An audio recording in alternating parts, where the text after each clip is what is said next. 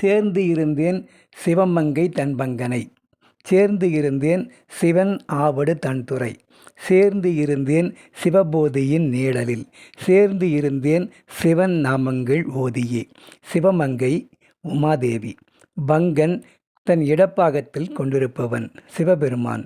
அவனோடு அச்சிவனோடு சிவனாக நான் திருவாவடுதுறை திருத்தலத்தில் தவயோகத்தில் இருந்தேன்.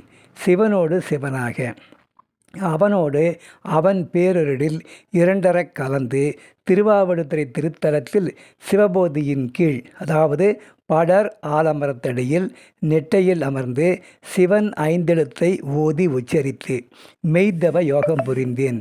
போதி மரம்னா அரச மரம். இது சிவபோதி என சிறப்பிக்கப்பட்டது. திருக்கோயிலின் மேற்கு திசையில் உள்ள படர் ஆலமரமே சிவபோதி. நீழல்னா நிழலில் மரத்தடியில்.